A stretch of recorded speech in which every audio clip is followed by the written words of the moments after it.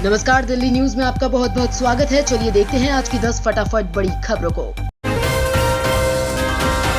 विविध भारतीय भाषाओं में पढ़ाई कराने की तैयारी में सीबीएसई केंद्रीय माध्यमिक शिक्षा बोर्ड नई शिक्षा नीति के तहत कई बदलाव कर रहा है। इसमें एक बड़ा बदलाव भारत की विविध भाषाओं में शिक्षा देने को लेकर की जा रही है। इसके तहत सीबीएसई भारत के संविधान अनुच्छेद 8 में शामिल 22 भाषाओं में शिक्षा देने की तैयारी कर रहा है।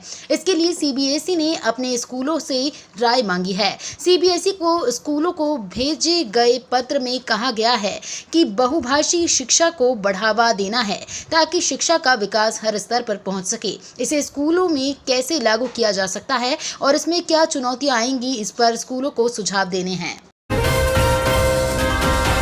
विपक्ष के समर्थन की घोषणा के बावजूद क्या राज्यसभा में आप रोक पाएगी दिल्ली का अध्यादेश? दिल्ली के जिस अध्यादेश को कानून बनने से रोकने के लिए अरविंद केजरीवाल पिछले दिनों अलग अलग पार्टी के नेताओं से मुलाकात कर समर्थन जुटा रहे थे, वो समय अब नजदीक आ गया है कि जब ये साफ हो जाएगा कि विपक्ष इस मुद्दे पर एकजुट है या नहीं। दरअसल सुप्रीम कोर्ट ने अपने फैसले में साफ कहा है कि दिल्ली में जमीन, कानून व्यवस्था और पुलिस को छोड़कर सभी चीजों पर दिल्ली की चुनी हुई सरकार का ही अधिकार होगा। लेकिन केंद्र सरकार ने अध्यादेश लाकर इस फैसले को ही पलट कर रख दिया। अब 31 अगस्त यानी सोमवार को इस अध्यादेश को बिल के रूप में केंद्र सरकार राज्यसभा में पेश करने वाली है। दिल्ली की सैकड़ों साल पुरानी 2 मस्जिदों को हटाने को लेकर रेलवे के नोटिस को हाईकोर्ट ने लगाया स्टे।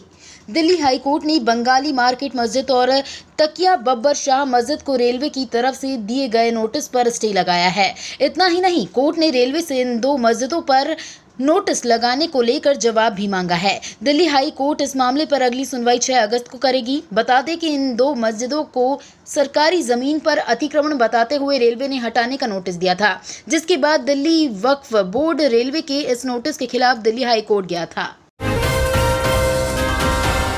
मणिपुर में 2 महिलाओं को निर्वस्त्र कर घुमाने के मामले की जांच करेगी सीबीआई। मणिपुर में 2 महिलाओं को निर्वस्त्र कर घुमाने की घटना को लेकर देश भर में विरोध प्रदर्शन जारी है। संसद के मानसून सत्र में लगातार गतिरोध बना हुआ है। इस बीच सरकार ने घटना की सीबीआई जांच का आदेश दिया है। जानकारी के अनुसार इस मामले के ट्रायल राज्य से बाहर होंगे। सूत्रों के अनुसार केंद्रीय गृह मंत्रालय ने इस मामले को सीबीआई को भेज दिया है। सूत्रों ने बताया कि सरकार 3 महीने तक चली हिंसा से जुड़े अहम मुकदमे भी पूर्वोत्तर राज्य से बाहर चलाना चाहती है। जानकारी के अनुसार इस संबंध में एक हलफनामा दायर किया जाएगा। संसद में मोदी सरकार के खिलाफ अगले सप्ताह आएगा अविश्वास प्रस्ताव। लोकसभा में अविश्वास प्रस्ताव अगले हफ्ते आएगा। इस बीच मोदी सरकार ने अपने पक्ष में बहुमत को और मजबूत करने की कवायद तेज कर दी है। आंध्र प्रदेश में सत्ताधारी वाईएसआर कांग्रेस पार्टी के संसदीय दल के अध्यक्ष विजय साई रेड्डी ने गुरुवार को साफ शब्दों में एनडीटीवी से बात करते हुए कहा कि अविश्वास प्रस्ताव का उनकी पार्टी विरोध करेगी। हालांकि ओडिशा के मुख्यमंत्री नवीन पटनायक की बीजू जनता दल अभी अपने पत्ते नहीं खोल रही है। लोकसभा में अगले हफ्ते पेश होने वाले अविश्वास प्रस्ताव के दौरान आंध्र प्रदेश के मुख्यमंत्री जगन मोहन रेड्डी की वाईएसआर कांग्रेस पार्टी इस प्रस्ताव के विरोध में वोट करेगी।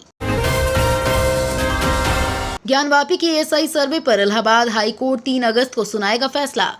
इलाहाबाद हाईकोर्ट ने कहा कि ज्ञानवापी मस्जिद की एएसआई के सर्वेक्षण पर रोक अंतरिम आदेश तक जारी रहेगी। अंतरिम आदेश 3 अगस्त तक जारी रहेगा। इलाहाबाद हाईकोर्ट फैसला 3 अगस्त को सुनाएगा। वाराणसी की ज्ञानवापी मस्जिद परिसर के भारतीय पुरातात्विक सर्वेक्षण द्वारा सर्वे किए जाने के मामले में गुरुवार को तीसरे दिन सुनवाई हुई। इलाहाबाद हाईकोर्ट ने मस्जिद परिसर की एएसआई सर्वेक्षण के लिए वाराणसी जिला अदालत के 21 जुलाई के आदेश के खिलाफ अंजुमन मस्जिद समिति द्वारा दायर याचिका पर सुनवाई की। सुनवाई चीफ जस्टिस प्रीतिंकर दिवाकर ने की।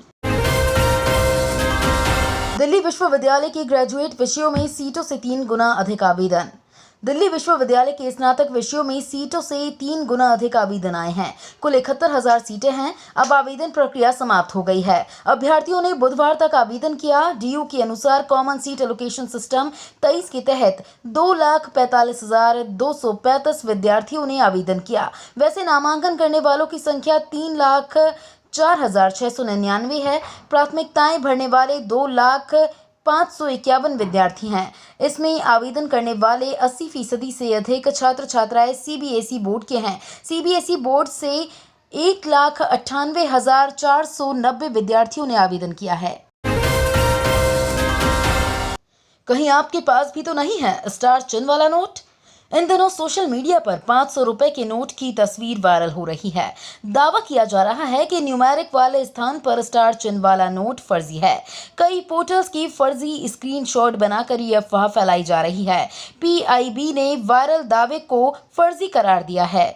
ब्यूरो ने कहा कि 2016 से नए 500 बैंक नोटों में स्टार चिन्ह की शुरुआत की गई थी। दिल्ली विधेयक पर जगन मोहन से एनडीए को मिलेगी ताकत। संसद के मॉनसून सत्र की शुरुआत ही विपक्ष के हंगामे के साथ हुई थी। सत्र शुरू होने से पहले ही विपक्ष ने गोलबंदी कर ली है। लोकसभा में अविश्वास प्रस्ताव के अलावा असली पावर टेस्ट दिल्ली अध्यादेश पर होना है। लोकसभा में तो एनडीए के पास भारी बहुमत है, लेकिन राज्यसभा में संख्या बल कम है। ऐसे में वाईएसआर कांग्रेस के साथ मिलने से राज्यसभा में भी उनकी स्थिति मजबूत हो सकती है और आसानी से दिल्ली अध्यादेश पारित हो सकता है। आंध्र के सीएम जगन मोहन रेड्डी की पार्टी वाईएसआर कांग्रेस ने दोनों मुद्दों पर सरकार का साथ देने का ऐलान कर दिया है। लोकसभा में मणिपुर मुद्दे पर लाए गए अविश्वास प्रस्ताव और राज्यसभा में दिल्ली अध्यादेश पर पार्टी एनडीए के साथ होगी।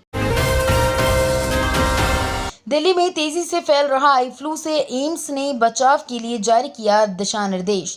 इन दिनों आई फ्लू का संक्रमण फैला हुआ है। इसके मद्देनजर एम्स ने बृहस्पतिवार को ट्वीट कर आई फ्लू से बचाव के लिए दिशा निर्देश जारी किया है।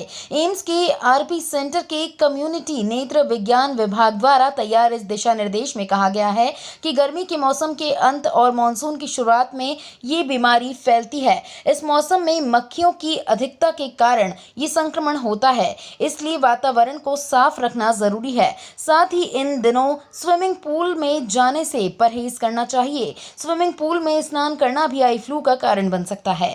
तो ये थी आज की बड़ी खबरें। डेली खबरों से अपडेट रहने के लिए चैनल को सब्सक्राइब करना बिल्कुल ना भूलें। धन्यवाद।